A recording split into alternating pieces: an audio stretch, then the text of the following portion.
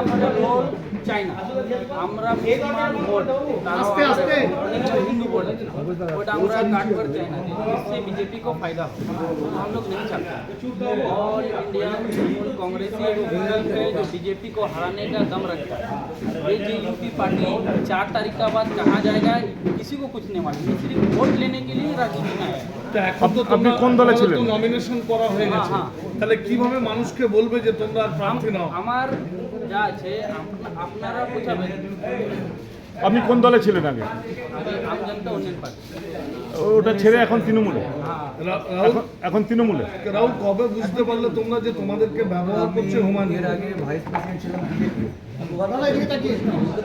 বিজেপির vice president যখন ছিলাম তখন বলা হয়েছিল যে আমরা বিজেপি যখন করতাম যে আমাদের মুসলমান ভোট দরকার নেই, এটাই বলা হয়েছিল। কিন্তু আমরা দেখছি যে ভোটের সময় মাইনরিটি সেল করা হচ্ছে, মুসলিম স্টেট প্রেসিডেন্ট হচ্ছে, মাইনরিটি সেল হচ্ছে, ব্লক মন্ডল সভাপতি হচ্ছে। তখন আমি বিজেপি ছেড়ে গেলাম আম জনতা উন্নয়ন পার্টি। টিকিট দেওয়ার আগে আমাদেরকে বলা হয়েছিল যে ইউথ জেনারেশনকে আমরা আগে বাড়াতে চাই, হুমায়ুন কবির এটা বলেছিল। কিন্তু যেদিন টিকিট দেওয়া হচ্ছে সেদিন আমাদেরকে একটাই বলেছিল যে আমাদের উদ্দেশ্য হচ্ছে তৃণমূলকে হারানো, বিজেপিকে জেতানো। আমি বললাম যে দাদা আমরা ক্যান্ডিডেট, ঠিক আছে, খেলায় হার জিত আছে, জিতবো হারবো যা হবে সেটা তো রেজাল্ট হবে। তো উনি বলছেন যে আপনাকে জেতার জন্য ভাবতে হবে না, সেগুলো আমরা দেখে নেবো, শুধু একটাই আছে যে বিজেপি যেন লিড করে ওইখান থেকে, এটা আপনাদের মাথায় রাখতে হবে। আপনারা কোন দলে ছিলেন তখন? আমরা এর আগে ভাইস প্রেসিডেন্ট ছেড়ে আমি বিজেপির ভাইস প্রেসিডেন্ট ছিলাম, ওটা ছেড়ে আম জনতা উন্নয়ন পার্টি।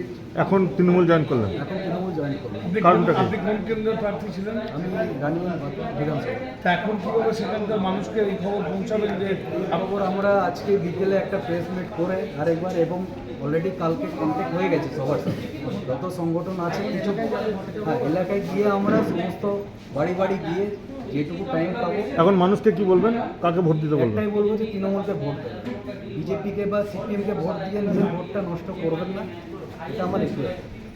এটা কোনো পারিপার্শ্বিক চাপের কারণে? না, কোনো চাপ না, নিজের ইচ্ছে। কি নাম আপনার?